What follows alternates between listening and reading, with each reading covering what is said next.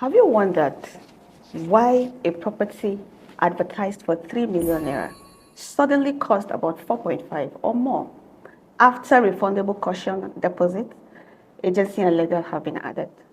Or have you ever looked at your service charge and asked yourself, what exactly am I paying for? You are not alone. Good afternoon, Abuja, and welcome to Real Estate Today.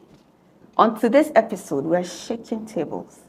Are these charges actually necessary? What determines them? Are residents being overcharged? Or do people simply don't understand the work that goes into management of properties? To unpack this important conversation, we have two distinguished guests in the studio.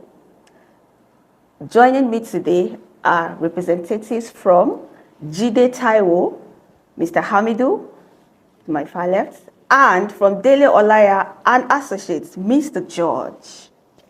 Both organizations are registered estate surveyors and valuers with decades of experience in the real estate industry. They have grown to become respectable leaders in property valuation, tenant sourcing, property management, facility management, and other aspects of real estate. Gentlemen, welcome to Real Estate Today. Mr. Hamidu, let me ask you this. Why do tenants get angry immediately they hear service charge? Once they hear service charge, there's this, why do you think tenants get angry once they hear service charge? Thank you for throwing this question at me. Yes. I think it's actually high time we address the issue of service charge, especially in residence, whether commercial or residential properties. Yeah. Now, tenants usually get angry over the issue of service charge because, in a nutshell, most of the times they don't get value for what they are paying. Okay. Yes, like let me give you some instances. Like there are instances where people charge, let's say 500,000 for service charge, and then sometimes they promise to provide good security, cleaners who take care of the common area in the compound. They change the lightings in the common area. They take care of waste disposal. They make provision of water and other things that involves all the general use of the tenants. But at times, once you go to some of these compounds, you realize that these services are either not fully available or they are under available. So most of the times, it usually actually triggers the tenants and it makes them a bit furious because you can't tell me that they are collecting service charge in a particular house and I went there for inspection and I see the whole compound being messed up. There is no security at the time we got to the house for inspection, and then everywhere is not everything arranged and they said, yes, you want me to pay for that amount of money. So most of the times, that's actually some of the things that provoke some of these tenants. Do you also think that they frown at the price of service charge, the price tag on service charge? Do you think, because I think there are some properties that are as high as maybe 2.5. What are those scenarios? Can you break it down? Yes, the truth is that I've actually studied the hypothetical Nigerian real estate consumer, especially those who are into rentals, and I believe that people are always willing to pay for what they are actually being provided. Like an average Nigerian man, a reasonable average Nigerian man, let me put it like that, is actually willing to pay as much as 5 million naira if he steps into a property and then looks around and sees that, yes, these services that are in this particular property really worth the years of that particular amount. You just don't charge for charging sake, but you actually have to meet up with whatever you are charging. Okay, yes. Thank you. Thank you very much for that. Mr. George, what are the advantages of having a facility management or employing a facility management service on a property? For example, I'm the owner of a property. What if I just decide to just get tenants myself? What's the advantage of employing your service as a facility manager? Okay, thank you. So, yes, with George Paul. Yes. So to answer this question, I have to work within the confines of the estate surveyors and valuers. Okay. So professionally, you are expected to perform within an expected like you're expected to perform, to carry out your duty professionally within the ethics of the profession. So anybody that is employing an estate surveyor and valuer as his facility manager definitely is expected to get the very best from him. Professionally, you expect that professionals foresee problems before it comes. You carry your property, you give it to a quack or a street agent, and tomorrow one thing or the other is causing your property to lose value. Nobody likes that. So professionally, they come to us because people trust and respect your professional decisions. Okay. So you, in essence, take off the headaches Yes. for landlords. What are the services that you provide as a facility manager? It's basically simple. It's just like acting a doctor. What's the actions or what's the facilities it provides? Simple. Whatever the building is like a body to us. So the cleaning, waste disposal, the daily activities on the building, to maintenance, hardware maintenance, software maintenance, whatever it is to add value to the building and to bring, because also we have to look at the tenants too. Whatever we have to do to support their business, to give them the best, to make them get what they want, or to make them get the best out of the building is what we do. Okay. This question, I think I'll direct it to the both of you. I know far back as, let me say, 5 years ago, agency and legal used to be 10%. Am I correct? Yes. 5, 6 years ago. Then we moved from 10%, we got to 15%. Who are the people who determine this percentage? Why is there a percentage increase? And of course, today we even hear that some people want to even charge 25%, but I think with lots of complaints here and there, it has actually boiled down, to some extent. So, what we want to understand, why do Nigerians have to pay agency and legal 20%? Can you break this 20% down? Okay, sorry if I'm starting. Yeah, please. Okay, so basically, we as registered estate surveyors and valuer, most things we do is within the confines or within the laid down rules of Nigeria institution. Okay. So the institution has pegged this agency fee at 10%. Okay. That is the highest you can go. Okay. That's for rental. And for sales is at 5%, whatever you do. That is the highest. Okay. Whoever is going above 10%, you can take him anywhere. You can take him to the institution and they will recall his certificate or anything. Or the legal means will be carried out against him. But basically, it has to be 10%. Okay. That is the highest. That is for agency fee. Okay. Why for sales is at 5% fee. Okay, so the But other legally, 10%, yeah. But legally, I think the Bar Association has its own establishment for legal fees. Okay. But legally, they are advised to take 7.5 to 10%.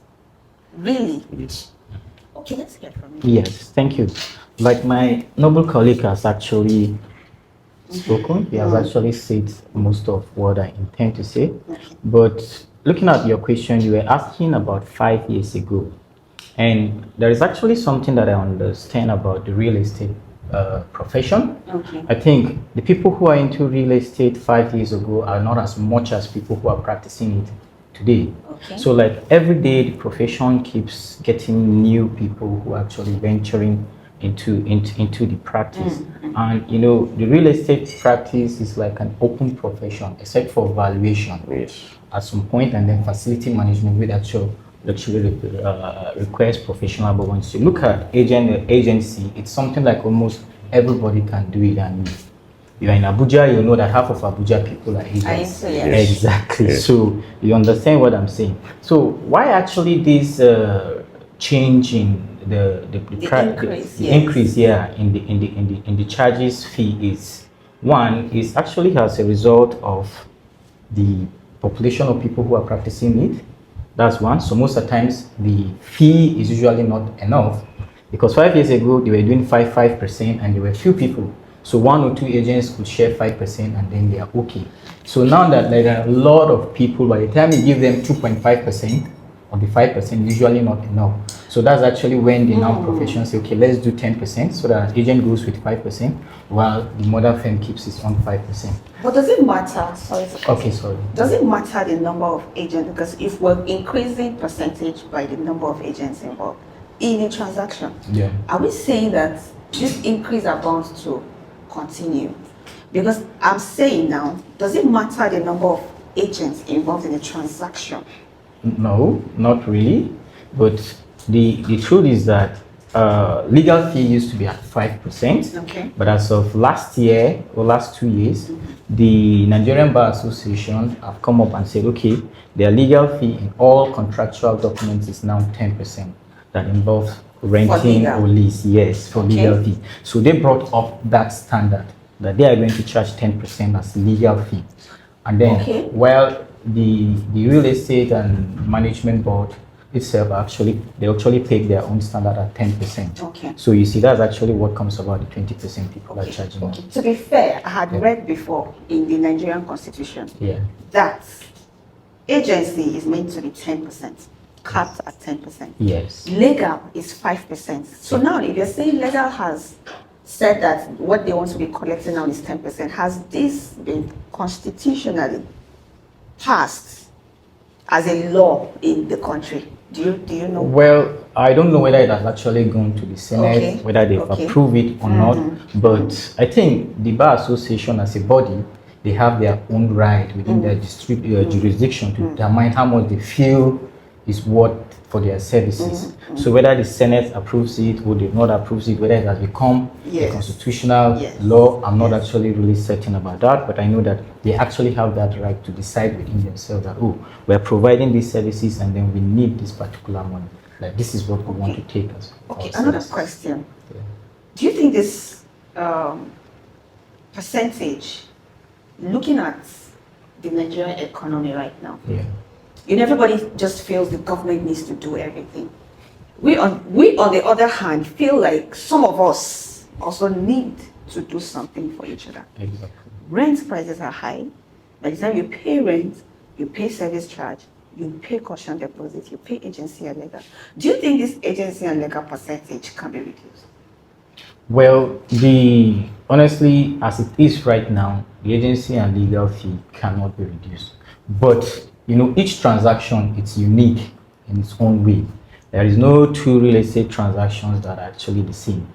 If, let's say, for instance, now, if you're renting a property that worth hundreds of millions of naira per annum, like, it's actually rational for a normal thinking person to know that, no, charging this person 20% of 500 million or 300 million naira, it's not actually proper. Yes. So in a situation like that, I think the professionals usually just come down a little bit, maybe charge 10% or 15% at max if it needs to be, sometimes 12.5%. Depends on how the strength of the negotiations from both parties. That's true. Yes. So there are essences that it can actually come down. Okay. And if I will add to what you just said, we actually have a scale, professional scale for fees.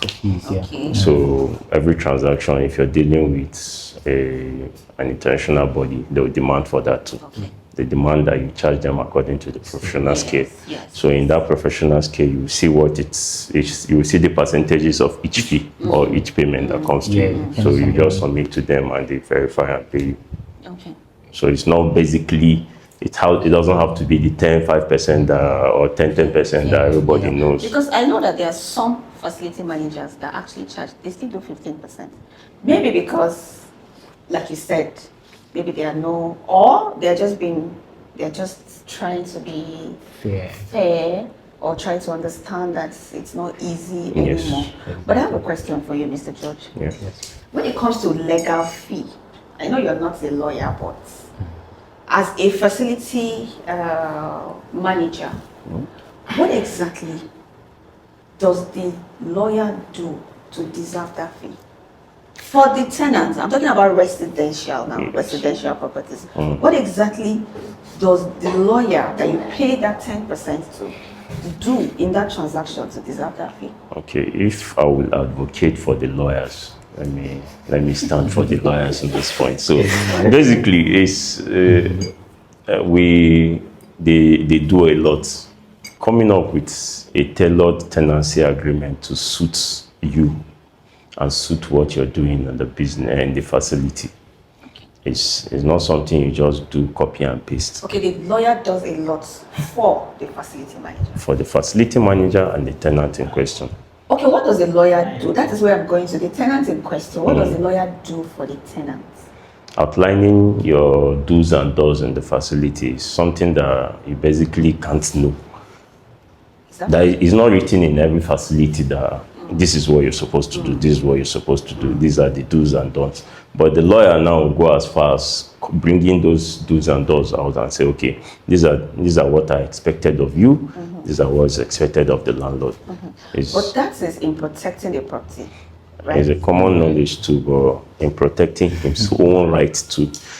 Do you know what I'm asking this question? I know where she's heading. At least you can say Okay, you can say something. okay, yeah. She's saying that a lawyer actually works for the owner. Yes. So why is the tenant Why is the paying tenant paying the legal lawyer? fee? Because Yes, at the end of the day, I if you want to understand. inject the tenants, it is the same lawyer That's who I paid.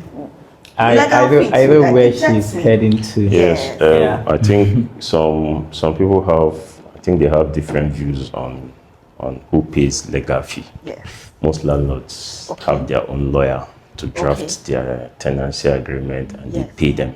Okay, so they are landlords who Yes. pay their lawyers. Yes, they are landlords who pay their tenants lawyers. don't have to pay legal No, fee. little. Okay. And there are transactions that you do directly with some facility managers or some registered surveyors that have their own lawyers too. Okay. And definitely you are coming to rent a place, and definitely they are doing a tenancy agreement for you. Yes, I know they are preparing the tenancy agreement for the landlord and the tenant, but it's a simple thing that you're paying the rent to the landlord, and you want an agreement to be done for you and the landlord, and the lawyer is there to prepare the agreement. So that agreement is what the lawyer does for the tenant. Yeah. Okay. We'll take that for now, but we'll revisit this conversation. Yes. Okay. Yeah. What's the most ridiculous thing a tenant has ever said to you? You've been managing properties for a long time. You've met different kinds of tenants, from different tribes, from different backgrounds. There are some that are very difficult tenants. What's the most ridiculous thing a tenant has ever said to you? I think a tenant once called me and said, why is it that the cleaner usually comes and cleans very early? Like a cleaner who starts his duty by 7 o'clock, you're calling that very early, that the sound of the broom always wakes you up from your sleep. Like I don't understand how people really think. Yeah. What time is the cleaner supposed to clean by? 12? I don't know. So I said, what do you want me to do? That was the question I asked him. Because I assumed that a normal person is supposed to be awake by 7 o'clock at least, if not for anything. At least just to wake up, freshen up, or pray, or do something. But you're telling me that 7 o'clock is too early for a cleaner to come and start cleaning the compound. Then I don't know what else to do. It's not like the cleaner is coming around 4 a.m. or 5 a.m. in the morning, or even 6. Like 7 o'clock is actually an ideal time. That's true. For even kids to be awake. Yes. So it was actually really, really funny though. I actually have to pass that question because I never wanted to answer it. Okay, do you usually have WhatsApp groups for your tenants? Yeah, sure, yes. Which is worse? Is it like, sometimes I try to compare, there are some family groups that are, they give you headache, you don't want to be there. So sometimes I want to ask you, which is worse, family WhatsApp group or tenants WhatsApp group? I think tenants WhatsApp group. It has to be tenants. Tenants WhatsApp group. Okay, Mr. George, Yeah. How do you handle difficult tenants? You don't handle difficult tenants. Okay. No, you don't. It is just what it is. It is what it is. The rule is the rule. Yeah, they are difficult. They are difficult. What if the tenant is not paying rent? The tenant is not paying rent. There are basically two things you do. Like we try to avoid that at the early stage. So what we do is the guarantors he or she submits before taking up the facility. We go to you, we record the call, we record the conversation we have, and we let you know that this call is being recorded. Okay. So we tell you that in an event when the person your guarantee is not paying the rent or has defaulted in paying the rent, we will come to you and get our rent, and we want you to confirm. So we'll have him confirm that, and we'll also tell him that, okay, whatever it is, the government is coming, these situations where we have governments coming to your house and telling you that your tenant is a Yahoo boy or is a... Yes. So we also want him to attest to the character of the person. Yeah. So in doing that, what we do basically is once he or she has defaulted in rent payment, we go to the guarantors. And it's a simple fact that you drag it to send you the voice recording that you affirmed to. So it's either he works with the tenant to pay us or he finds a way around it. So mostly we solve that. We hardly go to court.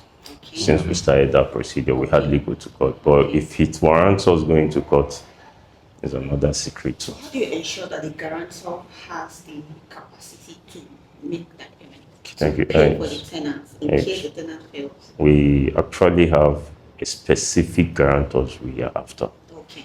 Level 8 to 10, level 10 to 11, depending on the amount of rent. Okay. So yeah, and you have to be a resident of Abuja, something like that. You have to work in a known organization, things like that will make us know that you're capable of paying this rent. Which is worse? Is it a tenant who doesn't pay rent or a landlord who doesn't fix his properties? I think a landlord who doesn't fix his property. Really? Yeah. Yes. Yeah, that's the worst. In fact, that's the worst. You can't sleep. No. Because you can't justify Yes. the rent, the service charge. And it makes our works so difficult. Like everybody is after you, and the landlord is It's not sleeping. responding. Oh, wow. So it's really very So Oh, it's- wow. Okay, when it comes, from your experience, when it comes to this rental, getting rent paid on time, do you think that is why landlords request for 2 years ahead? And does it actually work from your experience? People that pay 2 years, is there a guarantee that they can continue to make this payment? From my experience, from my little experience, I think it works. It works like magic anyway, because commercially, if you're given a 2-year span to come up with the third rent, it's a simple thing for you to do after paying 2 years. You have time to. Yeah, but mostly we tend to dodge tenants that will be like, can I pay 1 year? I can only pay 1 year. If a tenant is giving you those signals at the early stage, you already know that the second year might be an issue if he or she does not meet up with the demands of the business he or she has started.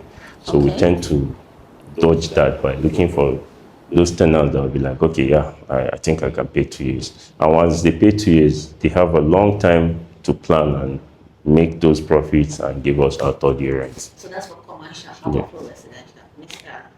Well, in residential properties, the issue of 2 years is actually something that we usually debate about. And I've actually been with landlords that no matter how a tenant is offering 2 years, they don't want to take it. The reason is the fluctuation of Naira every time in the FX market. So it usually affects their rent, because some of these landlords, they usually peg their rent based on a certain amount of dollar they intend to earn. So let's say for instance, this space he wants $1,000. $1,000 in Naira might be 1.25 million Naira. So if the Naira becomes devalued tomorrow and then it shoots to 1,900, 1,000, he doesn't really care about that. He still wants to earn his $1,000, because at 100 Naira, $1,000 is not the same thing as when Naira is 200 Naira, $1,000. So you understand how they look at things. So some of them will say, no, I want 1 year rent so that next year I can review my rent. And they've been doing that.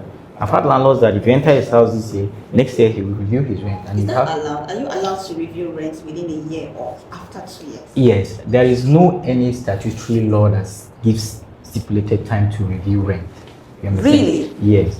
But ideally, because review of rent is based on market activities, demand, supplies, other things, the naira value, and other things that happens around. That's what causes review of rent. Because on a normal rent is not supposed to be reviewed continuously, because it will get to a time that nobody can afford the rent again. If we keep saying we'll be reviewing rent every two years. So it means that if you pay 5 million naira for this shop today, in the next 10 years you'll be paying like 15 million naira for this shop. Does it really make sense?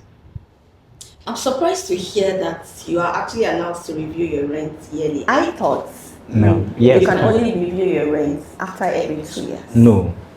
It's only advisable Okay, it is to advisable. review your rent after 2 years, because the tenant is just coming in. At least you give him time like to relax, let him just enjoy the place, so that the next day you can review. But if you want to even be a very nice landlord, you can do that after 3 years, which is even better. Yes, you allow the tenant to spend 3 years in your house before you can review it. But some landlords will say, no, come in, just pay me 1 year, keep the other year. Next year, they review, pay. If you don't want, you move out of my property. I'm not forcing you to stay. It's as simple as that. And it has worked for them. And they always get value for their money. Okay. Because between today and tomorrow, you don't know what will happen in the market. Before you know, fuel is 3,000 naira. How will you start keeping up? How will you start meeting? And you've already collected 2 years rent. So you have to start suffering till after 2 years before you get another money. Okay. So it's usually not that easy. Okay, let me create a scenario. Do you think it is justifiable that a house that was built 10 years ago, of course, maybe with 1 or 2 improvements, painting and maintenance here and there, and a house that is built this period that everything price has jacked up? You're already smiling. the moment a landlord that owns a house that was built 10 years ago hears that This person that just built his house, of course, the price are different. Yeah. This person that just built his house, it may be justifiable for this person to say, oh, my 2-bedroom is 6 million. Now, the landlord who built his house 10 years ago, The tiles are not even up to date. Old model. old bathrooms, do you understand? Old structure, I old understand design. you very well. Why would, what can we do about landlords that we like, rents are now 6 million? I want to be 6 million. Actually, I think I'll allow my colleague to respond to this, because it has always been a concern to me as a person, as an estate surveyor and valuer, because once you look at cost and value, they are two different things. Yes, and then the cost of building this plaza, let's say for instance, 10 years ago can never be the same thing as it costs today. And then just because your own has been here and then you had a new plaza, people are saying, you said yours must be like that. Is always a serious challenge. But I think most of the times investors don't look at it that way. It's like a kind of selfishness that they always carry. Let them permit me, sorry. Okay. But they are always a little bit selfish. But there are some very good ones who don't really care. Yes, Because I've met landlords that if you want to review their house, they say, no, don't review. Yes. Just leave it. Yes. This is what I It's really too want. high. Yes, exactly. Let's just leave it like that. Blah, blah, blah, blah, blah. You understand? So that is actually the situation. But honestly, there's no justification for that. I'm just telling you. But I don't know whether my colleague has a different opinion. Yes. Yeah, actually, basically we look at value to things. Yes, let me give you a scenario. Imagine we say 10 years ago, Ademola Adetokunbo. Imagine Ademola Adetokunbo 15 years ago. It was strictly residential. Okay. So imagine Ademola Adetokunbo now. More commercial. In More fact, commercial. 90% commercial. Good. So let's say a plaza built 15 years ago was a commercial setting in that same place, and the rent was, let's say, 4 million. And it is now generally a commercial area. We say totally, Ademola Adetokunbo is a commercial area, and every new building in that place, the rent is at 10-15 million, and your rent is at 4 million. It is safe to say that, okay, I'll jack my rent up to 6 million, 7 million. It's fair. That's what we do. For landlords that will ask for 100% increase it's actually not fair You to just want to anybody. inject the tenants. Most of them do that. Yeah, They just and want- fine to get the value for your investment, because it's basically simple. We are all out. We are all out to make money. That is just the fair thing. And we too, we tend to improve the landlord's portfolio, its investment, its return on investment. That's basically our core job to do. So once you see an opportunity to make this landlord in 10 million per suit, it's not simple to take it. Ask the landlord to inject the tenant, which is not a fair practice for us to. But it's just there. It's just there because most of these tenants will be like, okay, in 5 years' time, I might not meet up with paying rent in this place that I am. And it's just giving them a way out at an early stage. Because you have somebody that has rented 60 square meter and the only thing he or she sells is a scent. There's aroma and the rest. So how many will you sell a day or a week or a year to pay that amount? So most times you see the opportunities like this, we tend to advise the landlord to take. Okay. So in working for landlords, I think in all fairness, there should also be a part of considering the tenants. Do you think it can be considered in any way, maybe in the nearest future, that some considerations can be made on agency and legal. It can be that your firm can decide to have a lawyer, like you said, you don't have a lawyer, that you liaise with and say, okay, instead of you taking 10%, why not let's calm down a little bit and do 7.5%. And then you can decide to do 7.5% on the other hand. So you make it, I'm just giving this scenario, and make it 15%. If at all, this can be considered, I think, because I think there was a time I was on social media and the anger directed towards agents. Most people actually feel it's agents that advise landlords to increase rent, agents that tell landlords to take 20%. I'm so happy that that 25% is totally out of the table. Yes, exactly. But I am advocating that there should be some form of consideration on the pockets of people. It may be that, okay, you say maybe for self-contained, people that are starting life are people that start with self-contained. Sure. In Abuja today, you can say self-contained of 2 million, 2.5. I haven't seen a self-contained of 1 million in the past 8 months.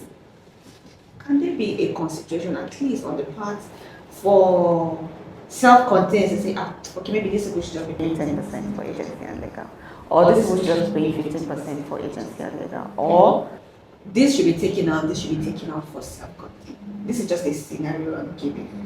We're just looking at a way where even the real estate sector can help the Nigerian economy as a body, as an organization.